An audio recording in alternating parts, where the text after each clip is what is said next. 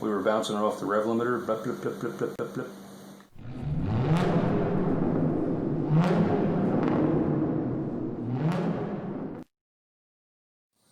We're in the 1990 Toyota Celica or Celica, depending upon what part of the world you're from, GT-S. Has low miles, only 204,000. And we fed the car Taco Bell, but there's still a problem with the tachometer. It's a situation where it reads low in relation to what the engine's actually doing. It took a little while to figure out that that was happening. Like, the car would never pull anywhere near the red line. And it turns out that's often caused by the capacitors inside the boards behind the instrument cluster going bad. So that's today's major project. So we got a little bit of a problem. That's an understatement. It's a little bit of a problem. The dash will not come apart because of that stupid LED right there. It's part of the factory keyless entry and alarm system, which was super rare in 1990, and has a wire behind it that I cannot find the other end of where it connects. It just disappears up under the dash somewhere. So I can't get this center section of plastic out. To get the other section of plastic out. To get the instrument cluster out.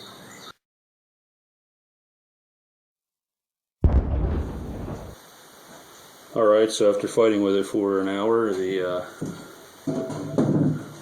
instrument panel is out. So we're going to proceed with attempting to take it apart.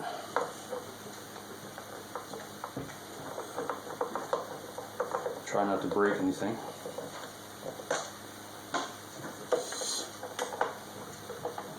It's 30 years old. Who happens? You know the deal. So you got to try and extract the instruments individually, but you have to get this plastic panel separated first without shattering it. Probably shouldn't have said anything.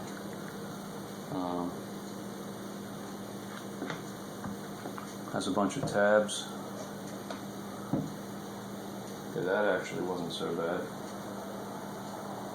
Clean that before it goes back together. And this is a GT-S model, so it has a 150 mile an hour speedometer, which I suppose it'll hit that if you drove it off a cliff and gravity took over.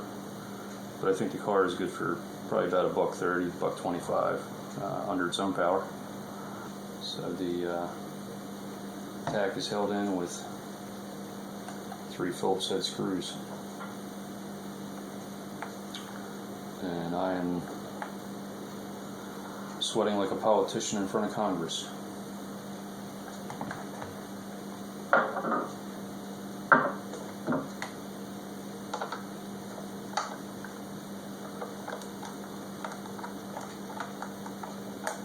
If anyone ever has any trouble with some of the what appear to be Phillips head screws on a Japanese vehicle, motorcycle, car, you name it, it's because they're not actually Phillips head.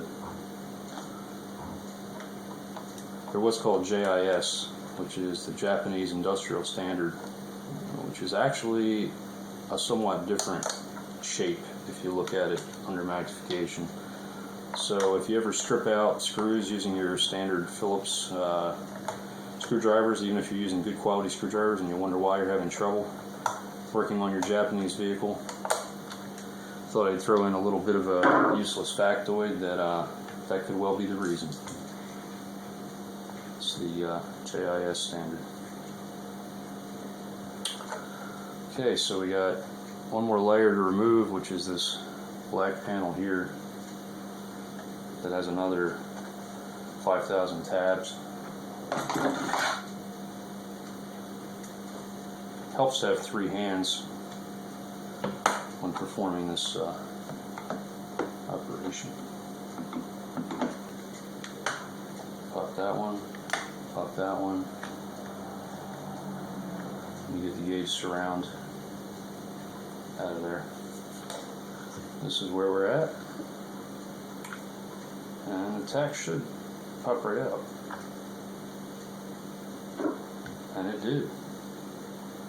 Alright, so we switched cameras here. Tach is out. We did confirm under magnification that those are 10 microfarad 25 volt caps. We got our soldering station warmed up. These are the little guys right here. Sorry about the focus problems. This thing's a pain. So we bought replacement caps from this guy down the street. He was selling them out of his trunk. He also had some watches, a couple of fur coats, and a fish tank. Seemed like a trustworthy kind of guy. No, just kidding.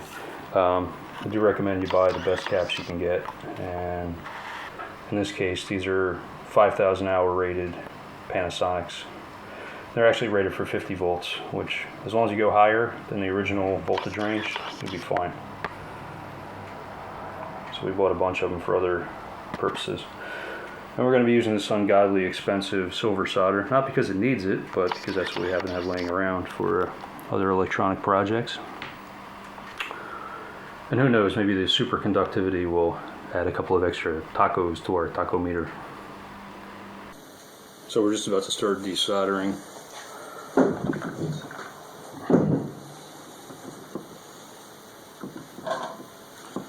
Now it is important that you maintain the polarity of the caps. In this case, usually the silver or white stripe is almost always the negative side. So in this case, just pay attention. In this case, the one that's facing the side that's facing us is the negative. So I have some desoldering braid here, which can be helpful. What I usually like to do is add a little bit solder, fresh solder, and then use the braid, and it'll just wick it right out of there. Another way you can do it, just get a little bit of solder on the iron and put a little pressure on the cap, and as you heat it, just give it a little pressure, and you can usually pull the leg right out like that. Get a needle nose here, that can be helpful too. You want to be gentle with these circuit boards. They're pretty fragile. So that cap is out. Like I said, just make a mental note of which direction it went. You do not want to install an electrolytic capacitor backward. I'm not going to tell you what will happen, but you probably won't like the end result. They do make ones that are called bipolar, that you can install either direction. But those are kind of unique in the capacitor world. You don't come across them that often. So what we're going to do is use the soldering wick to just completely clean the area of any remaining solder. You could probably even, if you were careful, you might even be able to reuse the factory solder, but I don't work that way. I always completely clean these are what they call pads. Clean them, start with fresh solder. I even remove all the old flux residue. Use an industrial cleaner and a couple of Q-tips. Works really well. So we have this stuff made by WD-40. It's electrical contact cleaner spray. A little extra light one. I don't know if that'll help. So you folks watching at home or wherever you happen to be, get a little better view. So you just saturate the end of the Q-tip with this contact cleaner. Okay. So that's just how I choose to work. So we got a bunch of these little guys. You can see size-wise, the physical size of the new ones is about twice the size. But there is enough room that it shouldn't cause a problem. So why are these a lot bigger physically? It's because of the voltage rating. These are rated for 50 volts. So the insulating layers inside have to be quite a bit thicker. But all we're concerned about is the microfarad value, and that is the same.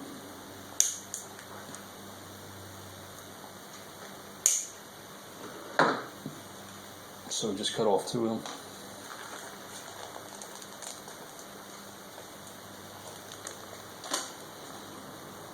Now you can measure the distance between the legs. In this case they look pretty much perfect. But in a lot of cases, say these were straight leg capacitors, you might have to use your needle nose, and if you just be careful with reshaping the legs if you need to do so. You want to support the leg where it goes into the body of the cap so it doesn't experience too much stress right there.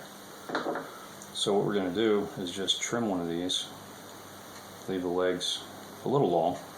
Okay, like that.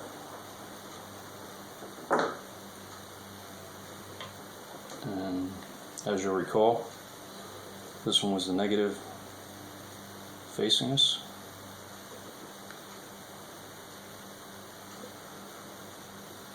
So that's how it'll look sitting on the board. As you can see, it's a lot bigger than the original, but again, that's not going to cause a problem. So what I like to do when it's flopping around like that is just take a tiny little dab of solder on your iron, and you just want to tack, no pun intended, just like you would do in welding. Just kind of tack it in place. Okay. So once you've tacked it in place, then you can flip it over and it's not going to move. And you can take your ungodly expensive silver solder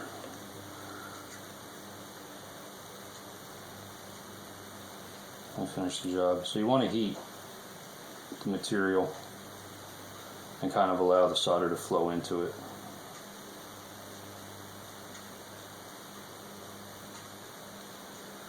Make sure you get it good and molten to prevent what's called a cold solder joint. And if you want to be absolutely sure, inspect your work under magnification, and it should look just as good or better than all the factory joints surrounding it, which it does. So then if you have any extra lead, just take a little clipper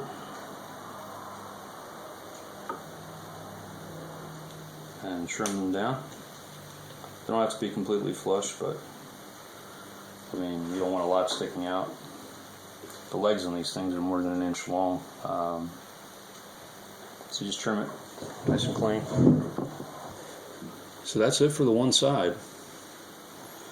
Just to get this other little guy to do. Now that one's oriented a little different. That one, the negative, actually faces this way. So sometimes if you're working on a complex circuit board, it makes sense to make little marks. You could take a magic marker and put a black dot indicating, you know, that's the negative side, or get our needle nose and do a little squeeze. See, on this one the legs are bent over, so that makes it a little trickier, but there you go. While you're soldering, it pays to have a little wet sponge around. You want to keep the tip of the iron clean so it conducts heat the best, and it'll make your life a lot easier when you're doing this kind of thing. So I'm just cleaning the pads. And all the old solder off.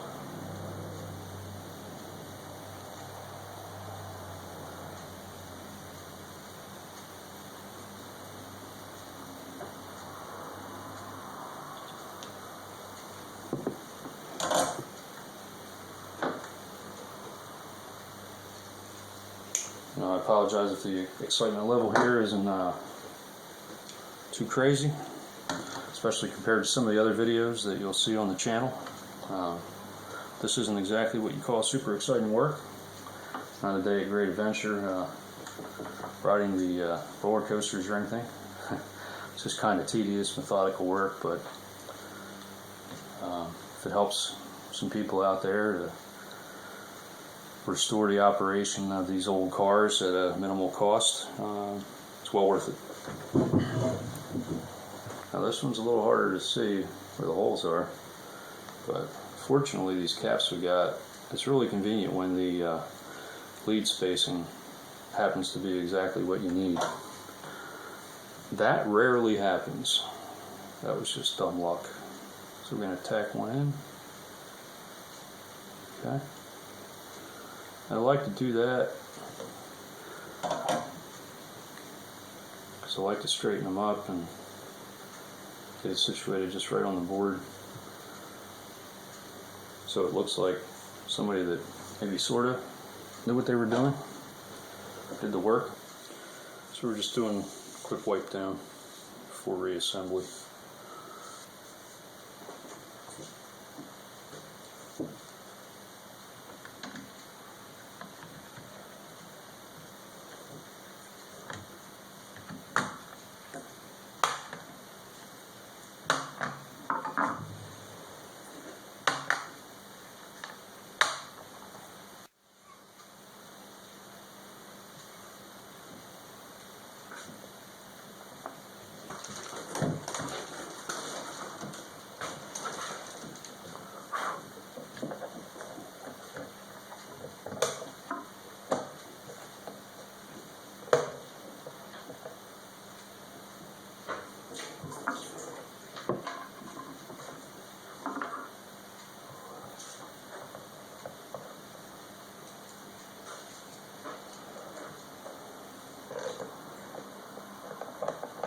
Okay. First start with the new capacitors in the Tach.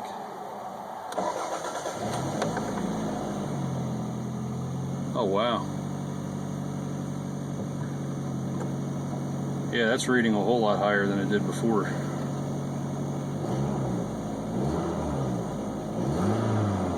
Wow.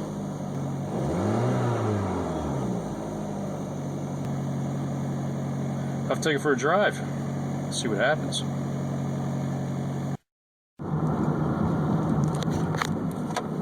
Alright, so everything's buttoned back up again. And this is the first drive with the rebuilt tachometer. And so far,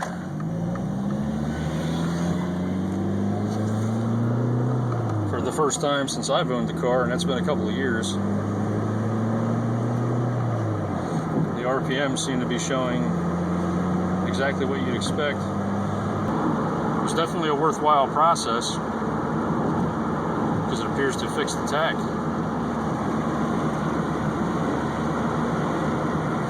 Kind of hard to drive and manual transmission, hold the camera steady at the same time. So we'll let her rev a little bit.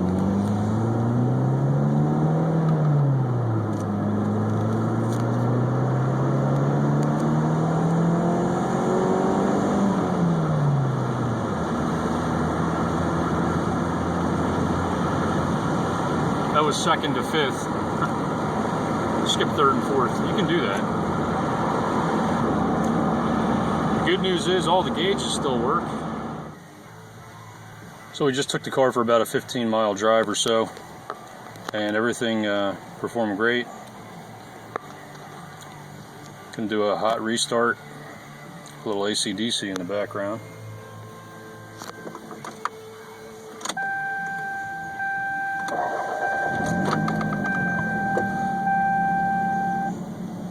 tachometer is reading perfectly. After you've had your battery disconnected for a while in these older cars, it's going to take a little while for the ECU to relearn your idle routine. These cars are supposed to idle around about 800 or so, 750 to 800 range is fine. So it's starting to drop down. It's actually around 900 now, and I'm confident it'll come down after a couple more drives. It needs a few heat cycles, hot and cold, to relearn.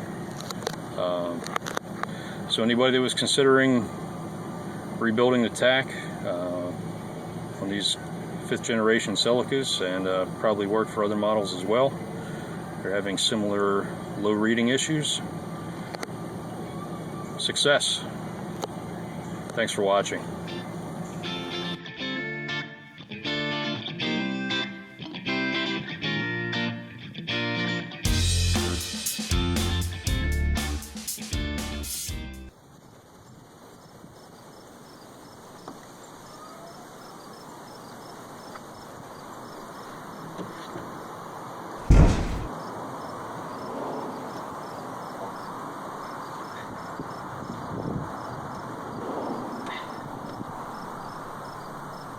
Not a bad night's sleep.